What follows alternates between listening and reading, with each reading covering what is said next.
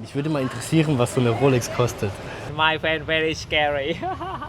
Ja, ist eine wilde Stadt. Eine wilde Stadt. Mir gefällt das. Das sind ja schon massive Touristenpreise, ne? Weil das halt auch was Bekanntes ist. Oh, guck mal, sie hat eine gefährliche Schlange bei sich. The best traditional Portuguese restaurant in Vietnam. Da ist er.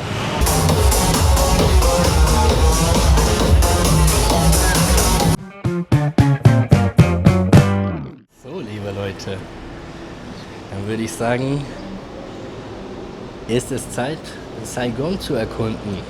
Ich habe hier schon mal ein bisschen was eingezeichnet, was ich gerne anschauen möchte. Ihr seht, es ist wirklich alles nicht weit entfernt. Also von der Lage kann ich das hier schon mal sehr empfehlen, dieses Apartment. Da vorne hat es ein Shopping Center. Also ist das jetzt das hier? Saigon Center. Oh, oh, oh. Okay, hier darf man nicht filmen. Das ist schade. Dann wollen wir das natürlich auch nicht machen. Nicht, dass wir hier schon direkt am Anfang Probleme bekommen. Ja, dann werde ich mal kurz alleine reingehen und dann euch ein Feedback geben, wie das da drin so war, ne? Okay, Leute, da sind wir wieder. Da ist ein teures Shopping Center, ne? Alles eher teure Läden. Mega viel Security. Unglaublich, wie viel Security da drin ist. So, dann sind wir jetzt hier beim Chobeng Tan Market. Das müsste dann, glaube ich, der größte sein. Und dann schauen wir mal, ob wir da ein bisschen filmen können.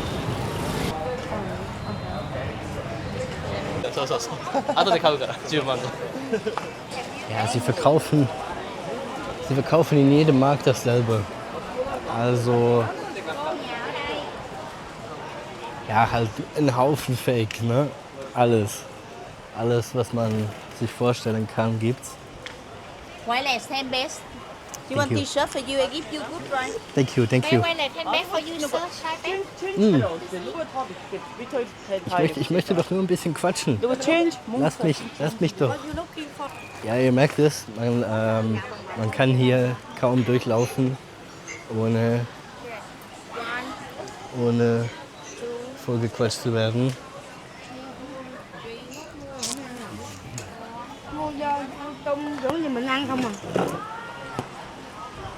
Und es ist halt eng und heiß.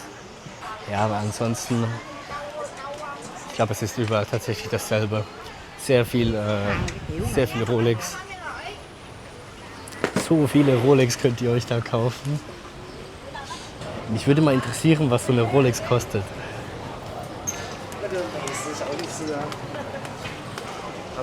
Hallo.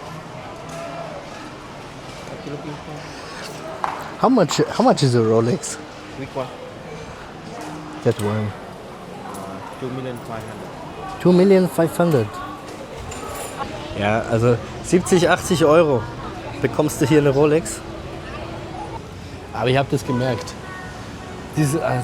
Mich nervt das wirklich. Ich bin nicht so der Bazar-Typ. Dieses nonstop angequatscht werden. Also eigentlich möchte ich ja zu dem Park. Dann sind wir jetzt hier beim Eingang von dem Park. Schön hier, schön gepflegt. Da scheint wohl irgendwas gewesen zu sein, ne?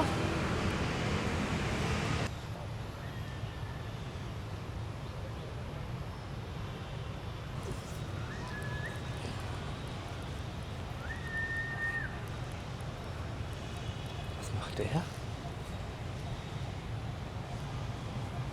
My friend, squirrel. Ah, really? But that tree, and now I come here, but that tree I call in 3 minutes already. I don't see my friend go down. You know that tree have one chipmunk together. I feed in 4 years already. But maybe that tree my friend sleep in. only because 3 days ago we still Vietnamese Lunar New Year. Ah, And so loud, so noisy, lion dance or party or big holiday. Yeah. And my friend very scary. Yeah, I fit in food already. I tell my friend go down eat my friend.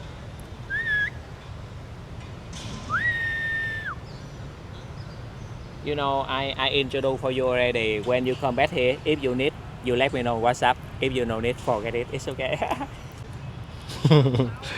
Das war ein lustiger Typ. Der hat hier, das ist ein Freund, ein Eichhörnchen. Dann hat er es gerufen. Da dachte ich so, ja, meinst du, das kommt jetzt wirklich? Der so, ja, er füttert das seit 4 Jahren. Und es kommt immer. Und dann ist es tatsächlich ein Baum nebendran, ist es dann runtergekommen. Und das ganze Zeugs, was ihr drin gesehen habt, die letzten Tage war hier Silvester, Neujahr. Ja, ist eine wilde Stadt, Mir gefällt das.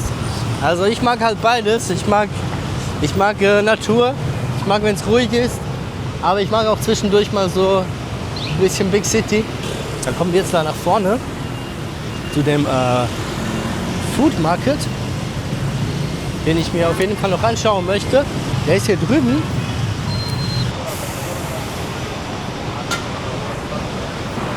Lobster, 480.000. Nee, das hatte ich am Flughafen noch in Laos. 65.000. Pizza, 200.000.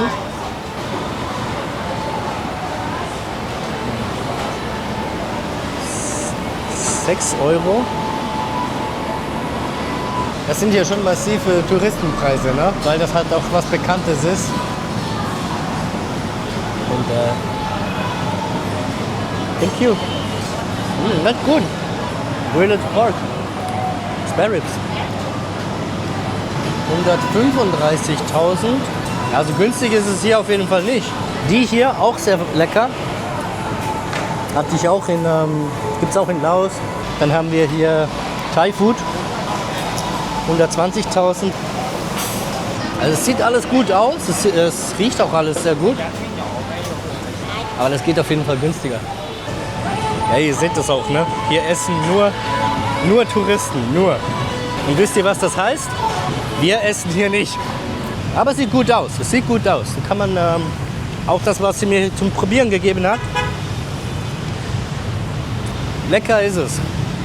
Weil mein Kumpel, den ich in Thailand kennengelernt habe, ich bin nach Laos und er ist nach Vietnam.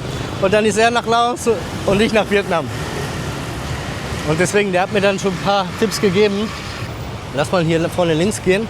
Da ist noch die Notre Dame Kopie. Oh oh. Oh oh, jetzt fängt es an zu regnen. Da war der Einheimische aber nicht so gut. Er hat gesagt, es fängt nicht an zu regnen. Weil meine Actioncam, die habe ich jetzt nicht dabei. Und die ich hier habe, die ist nicht wasserfest. Oh, hier wieder eine von diesen Bäumen, wo diese Zweige runterwachsen. Und wenn sie am Boden ankommen, dann verwurzeln sie sich. Und dann wird das so immer breiter und breiter und breiter. Die sind schon riesig, ne? Dann bleiben wir mal kurz da drunter stehen. Weil der ist so dicht, dass der natürlich schön Schutz spendet. Also wir wären jetzt zwar hier bei dem Notre Dame, aber das ist leider momentan in der Renovierung. Also da sieht man nicht viel. Leider. Naja, jetzt schauen wir uns hier noch die Saigon Japan Town an. Das sollte direkt hier vorne sein. Ich weiß nicht genau, ob das hier sein soll. Mal ganz kurz nachschauen. Eigentlich schon. Ein bisschen Sushi. Wie sind hier die Preise so? 260.000 für ein bisschen Sushi. Und dann haben wir hier drüben 50.000, 150.000, 90.000. Okay. Und das hier Roller durchfahren ist ein bisschen mühsam. Thank you. No, thank you. Das war's dann schon. Kilo. Ja, okay, hier gibt es schon ein paar japanische Sachen. 280.000.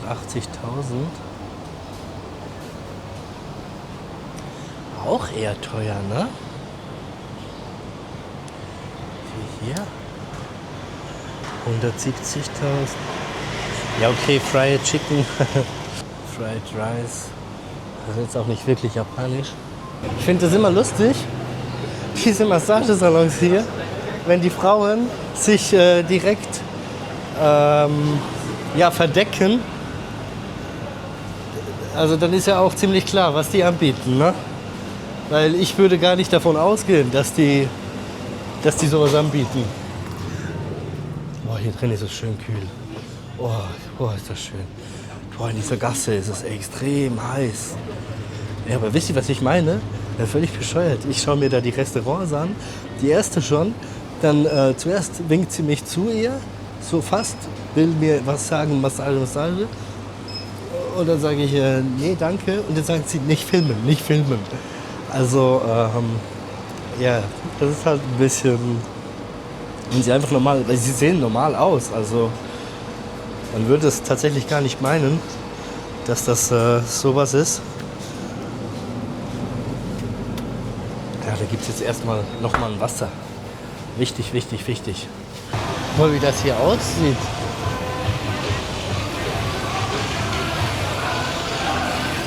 Heftig.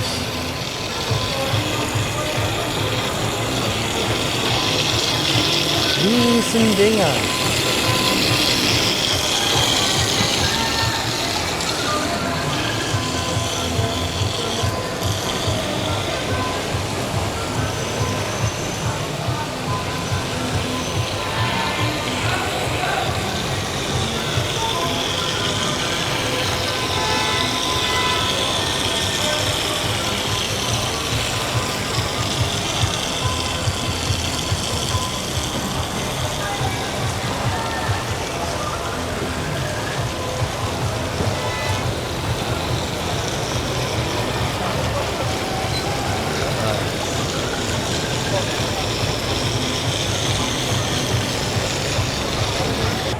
Guck dir mal diesen Riesenfisch an.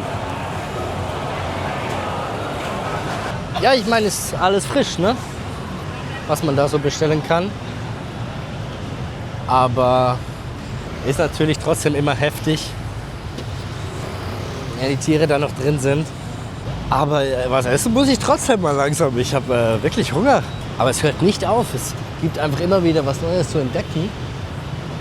Aber vorher in diesem Japanese Town war ganz seltsam. Es hätte eigentlich gute Restaurants, aber du bist irgendwie, ist es auch ein bisschen Rotlicht, keine Ahnung. Hier hat es noch, ein Hilton. Das ist aber nicht der, nee, das ist nicht der ganz hohe. Den müssten wir eigentlich vom Wasser sehen. Da ist er, da drüben, der Pinkene. Ja, jetzt fängt schon alles ordentlich an zu leuchten hier, ne? Boah, die Brücke sieht auch heftig aus. Da oben hat es Lichter.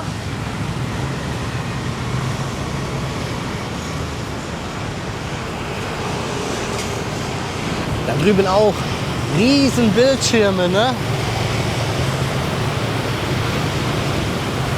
Ich weiß nicht, ob ihr das sehen könnt. Die sind da auf der anderen Seite vom Fluss. Die sind riesengroß.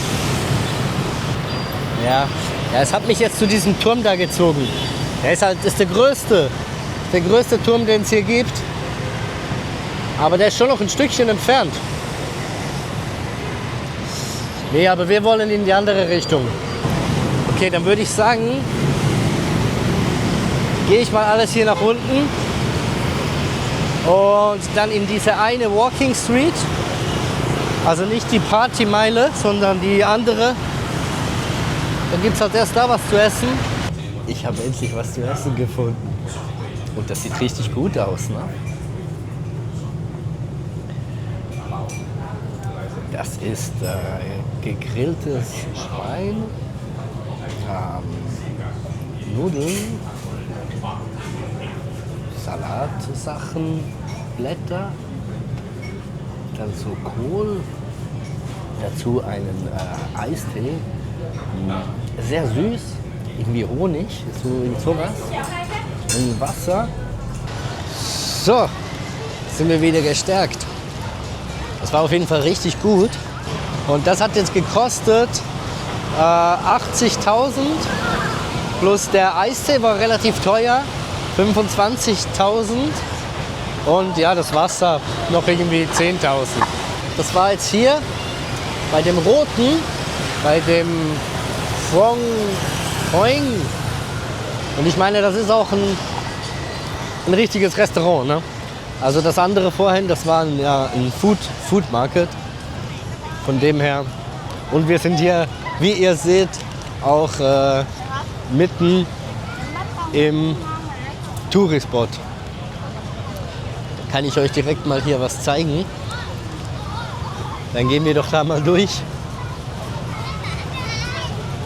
Oh, guck mal, sie hat eine gefährliche Schlange bei sich.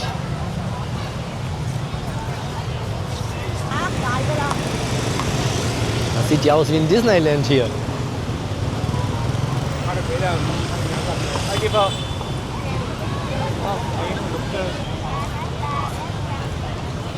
Schon groß, dieser Platz. Ja, also das heißt, das Essen, ja, es ist wirklich okay, ne? Also für im Restaurant drin irgendwo 3 Euro, 3,50 Euro. Kann man also gar nichts sagen.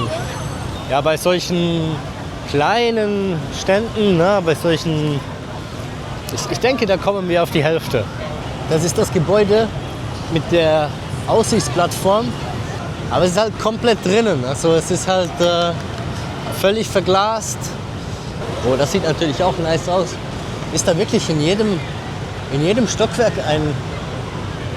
ein Restaurant? Das sieht ganz so aus, ne? Ja, jetzt sieht man es besser.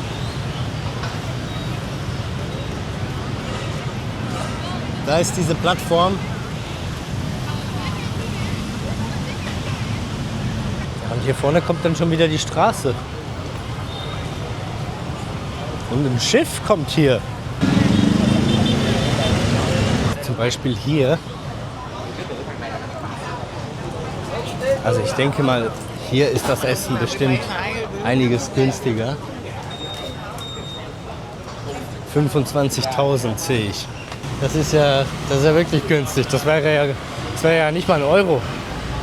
So Leute, dann zeige ich euch noch kurz mein Zimmer hier in Saigon. Und zwar haben wir hier erstmal Wäschekorb ist gut mit bisschen Waschmittel. Unten kann man waschen, kostenfrei, wenn man das möchte. Und ja, hier Badezimmer. Dann hier AC.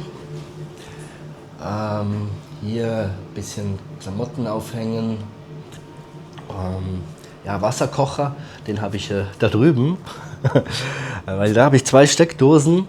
Auch wenn nur eine funktioniert, bei der anderen kann man irgendwie nichts reinstecken. Und ja, wenn ich die halt hier einstecke und sie da oben ist, dann kommt der Wasserdampf genau in den Fernseher rein. Und ja, halt nicht, dass hier noch irgendeinen Kurzschluss gibt. Deswegen steht der da drüben. Und dann hier kleiner Kühlschrank haben wir natürlich. Einen Arbeitsbereich. Dann hier Bett.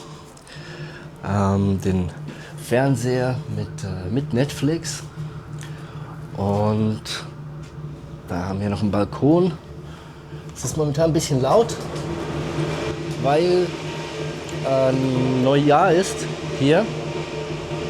Also das war gestern Morgen und heute Morgen war das auch schon. Es ist ein bisschen nervig, aber also es ist nicht den ganzen Tag. Gestern war es nur morgens und heute ist es jetzt schon zum zweiten Mal. Aber naja. Hier mit einem kleinen Balkon, hier noch zum Klamotten aufhängen, trocknen. Hier unten gibt es diese Marktgasse. Eine Vietnamesin hat mir gesagt, dass die wohl 150 Jahre alt ist. Man hört abends ein bisschen die Musik, weil es ist wirklich nicht weit bis zur, ja, so die ganzen Partymeile. Aber die Fenster hier, die isolieren auf jeden Fall sehr gut. 70 € inklusive Mehrwertsteuer für 4 Nächte. Und man kann wirklich die meisten Sehenswürdigkeiten kann man zu Fuß relativ schnell erreichen. Also ich bin ganz zufrieden mit diesem Zimmer. Würde es auf jeden Fall wieder mieten. Dann gehen wir mal runter. Also ich habe hier 3 verschiedene Karten. Die eine fürs Zimmer. Dann brauchen wir jetzt die zweite für den Aufzug. Dann machen wir das hier hin. Und dann haben wir hier den dritten. Und dann geht's in die Freiheit. Ja, hier hat noch ein Aquarium. Und das ist auch witzig, wie man hier rauskommt. Ne? Man läuft durch so einen Stand hier durch. Und dementsprechend auch, wenn man dann reinkommt. Ist ein bisschen versteckt. Dann gehen wir mal hier kurz durch diese Straße. Ja, ihr seht hier viel Gemüse. Wir haben das aber schön gestapelt hier. Ne?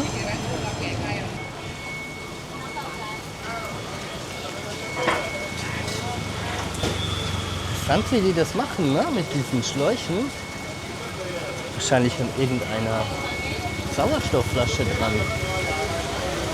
Aber ihr seht, wie die hier durchfahren. Man muss hier ein bisschen aufpassen auf sein Leben. Dann hier kann man überall essen. Hier hinten gibt es so einen kleinen versteckten Shop. Heute Morgen habe ich hier tatsächlich noch mal gegessen. Und zwar hier bei ihr. Das lief sehr gut. Dann hatte ich hier so ein Sandwich hier. Das Originale, das vietnamesische, mit Schweinefleisch. Und 25.000. Das ist sehr, sehr günstig. Wow. Schaut mal, diese ganzen Grab-Fahrer. Scheint ja sehr gut zu laufen hier, ne? Da muss ich doch noch meine T-Shirts holen. Danach geht's hoch zu diesem portugiesischen Restaurant. Und dann in diese Partymeile, die bekannteste. Übrigens, wenn ihr euch fragt, was ich hier in meinem Gesicht habe, nein, ich hatte keine Schlägerei oder so. Ich weiß es tatsächlich selber nicht. Ich hatte heute früh, als ich aufgestanden bin, hatte ich es nicht. Und als ich jetzt vorhin nicht ready gemacht hatte, da hatte ich es. AI meint, dass ich wahrscheinlich auf meine Hand geschlafen hätte. Deswegen, man sieht es morgens nicht, sondern erst wenn dann die Durchblutung stärker ist, tagsüber, dann wird es dann rot. Dann glauben wir das mal so, ne? So, jetzt werden wir hier mal ein bisschen Roller fahren. Hallo. Thank you.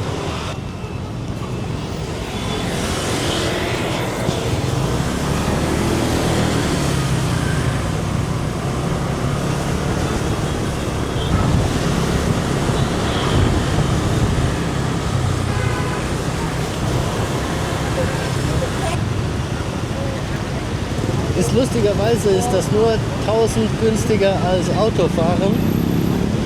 Aber ich denke, muss man mal gemacht haben.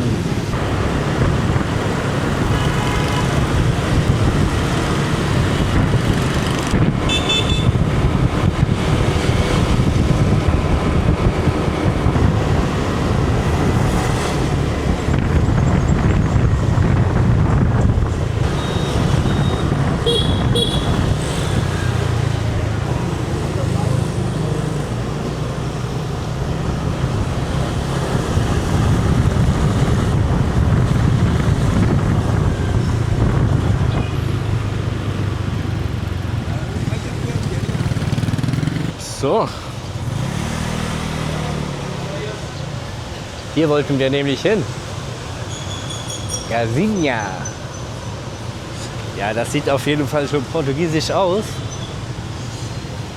Ich als kleiner Portugiese muss doch hier mal kurz schauen, was es hier so gibt. Also das müssen wir testen, ob die hier auch richtig gemacht werden. Hier steht sogar The best traditional Portuguese restaurant in Vietnam. Okay.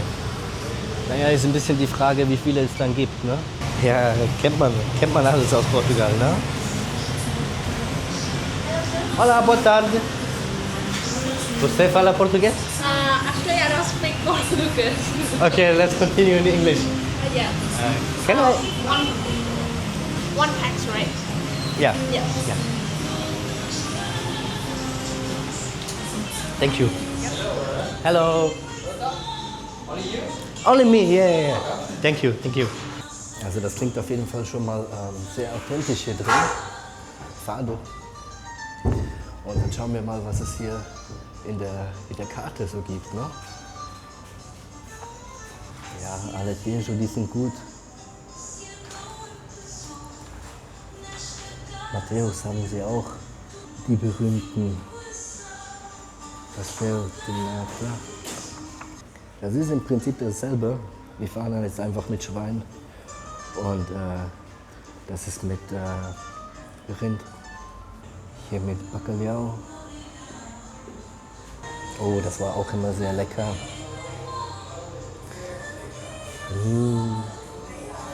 Also ich bin ja nicht Portugiese, aber ich habe ein paar Jahre dort gelebt. Sardinen. Ja, also sie haben schon alles auf der Karte, was es haben muss. Hier haben wir Porto, Sangria. Ja, es ist ein bisschen kalt hier drin. Jetzt war ich vorhin so am Schwitzen draußen, kommst hier rein und hier sind gefühlte 10 Grad.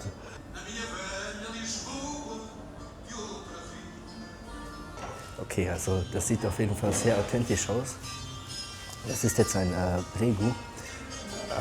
Wie gesagt, das ist wie Bifana mit Schweinefleisch und das ist mit Rindfleisch. Und das erhält man auch immer dazu. Hier normalerweise noch mit Ketchup und so, aber Senf ist schon richtig. Dann kann man sich das selber so ein bisschen zusammen mixen und hier noch ein bisschen Tabasco. Dazu ein kleines Bier. Sei ein portugiesisches Draftbier, aber es wird hier hergestellt. Aber das Rezept ist von da. Schmeckt auf jeden Fall nach Draftbier. Ja, dann werden wir das mal versuchen, wie das ist, ne? Also es sieht auf jeden Fall sehr lecker aus und es wird wahrscheinlich auch sehr lecker sein. Dann sind wir auch schon beim Dessert. Hier muss man natürlich probieren, ne? Ein Pastel de Nata. Dazu einen kleinen Pica, wie sich das gehört. Also ein Espresso, natürlich mit Zucker. Und hierzu gibt es natürlich immer Zimt und Puderzucker, müsste das eigentlich sein. Und da bin ich gespannt, wie das ist. Wir werden es erstmal so versuchen.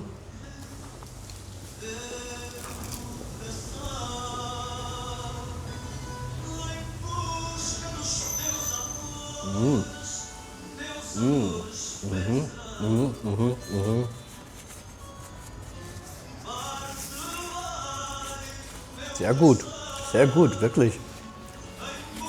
Als wäre man in Portugal. Dann werde ich das jetzt noch hier genießen. Echt gut. Gute Karte, authentische Musik. Ihr hört es, es wird direkt melancholisch, wenn man hier drin ist. Das ist, ja, sehr gut. Die kennt ihr vielleicht auch, wenn ihr schon mal in Lissabon wart. Die berühmte 28. Nettes kleines Restaurant. Gut, war auf jeden Fall eine schöne Stärkung. Hier nochmal. Kennt man auch, ne? Dann gehen wir mal weiter. Muito obrigado, boa tarde. Ciao. Okay, Leute. Dann schauen wir uns mal diese Straße hier an. Aber hier ist allgemein schon ziemlich viel los. Und wir haben jetzt 7:30. Also noch nicht so richtig Partyzeit. Aber mal schauen. Hier ist sie.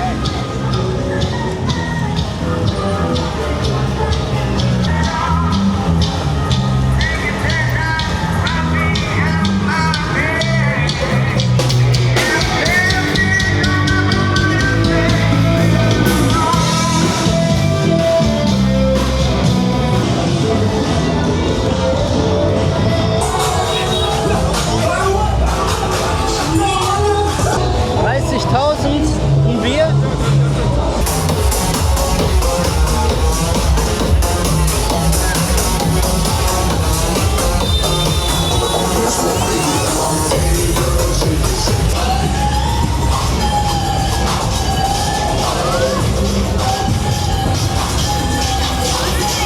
Ach, und hier sind dann bereits wieder Restaurants. Aber ja, ich könnte mir vorstellen, dass so in 3-4 Stunden das hier schon ziemlich abgeht. Hier ist Weihnachtsstimmung. Okay. Vielleicht erstmal noch mal ein Wasser holen.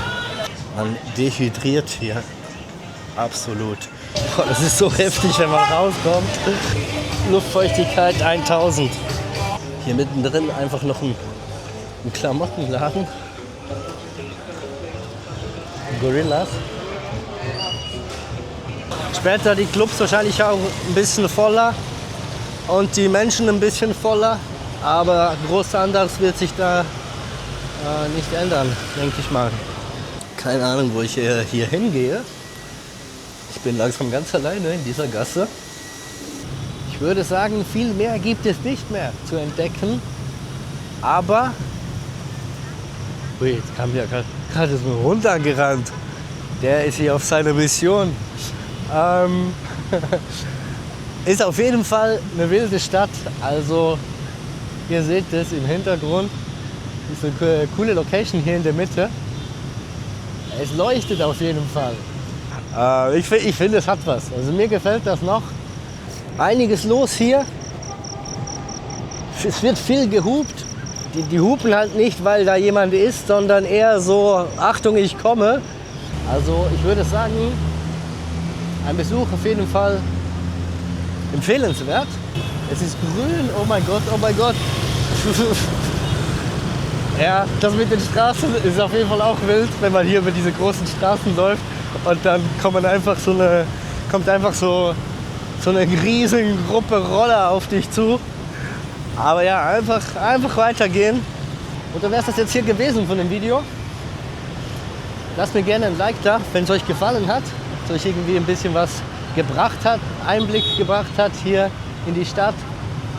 Und wenn ihr mich unterstützen möchtet, weitere Videos sehen möchtet, dann lasst gerne ein Abo da. Dann wünsche ich euch noch einen schönen Tag oder Nacht oder Morgen, was auch immer bei euch hier gerade ist. Und dann sieht man sich beim nächsten Video. Macht's gut!